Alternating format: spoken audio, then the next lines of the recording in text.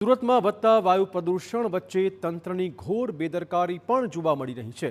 કોર્પોરેશનના ગાર્ડન વિભાગ દ્વારા જ વાયુ પ્રદૂષણ સતત વધારો થઈ રહ્યો છે।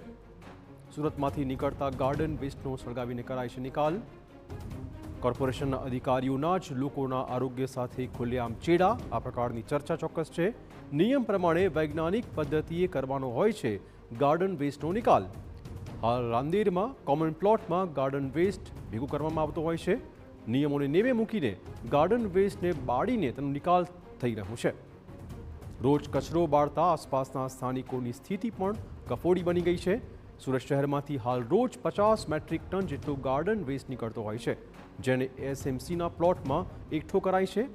તેના પગલે રાંદેરનો પ્લોટ જાણે કે ડમ્પિંગ સાઇટ બની ગયો છે। આવા દ્રશ્યો પણ સામે આવ્યા છે। મુદ્દો એ છે કે વૈજ્ઞાનિક ઢબે તેનો નિકાલ કરવાના બદલે તંત્ર દ્વારા તેને રોજ સળગાવી દેવાય છે।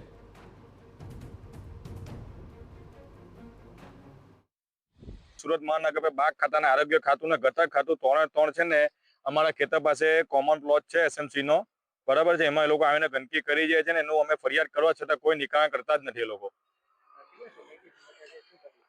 સમય કહું છે કે બાગ ખાતાના આ લોકો આખા સુરતનો કચરો અહીંયા લાવે છે અને એનો નિકાલ નથી કરતા અને આગ લગાવી દે છે। એના લીધે ધુમાડો 24 કલાક ધુમાડો રહે છે, બરાબર છે। અને એ જે બધી ગંદકીઓ આવે છે એ ગંદકીમાં બાજુમાં ખેતી કરી છે, બધા પાકોમાં નુકસાન થાય છે અને પ્લાસ્ટિક બધું ઉડીને ખેતરોમાં આવે છે।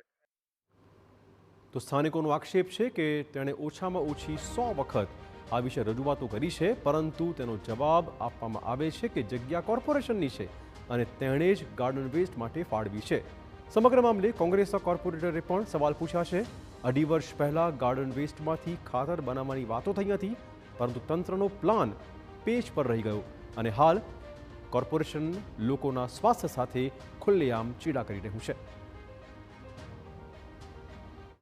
માંથી જેટલો પણ બાગ બગીચાનો કે હોર્ટિકલ્ચરનો જે ગાર્ડન વેસ્ટ આવે છે એનો યોગ્ય રીતે નિકાલ કરવામાં નથી આવતો અને એને જે સેગ્રિગેશન કરી અને યોગ્ય જગ્યાએ ડમ્પ કરી અને એનો સાયન્ટિફિક વે નિકાલ કરવાનો હોય છે, પરંતુ એ કરવામાં નથી આવતો અને દરેક ઝોનમાં સુરત મહાનગરપાલિકાના પ્લોટમાં આ રીતે ડમ્પ કરવામાં આવે છે, ત્યાં એને સળગાવવામાં આવે છે, જેને લીધે આજુબાજુમાં જેટલા રહેવાસીઓ છે, સોસાયટીના રહેવાસીઓ, એપાર્ટમેન્ટમાં રહેતા લોકોને સ્વાસ્થ્ય સંબંધી અને એને સળગાવવાના કારણે આ કચરાને સળગાવવામાં આવે છે, જેને પર્યાવરણ સંબંધિત સમસ્યાઓ ઉદ્ભવી છે।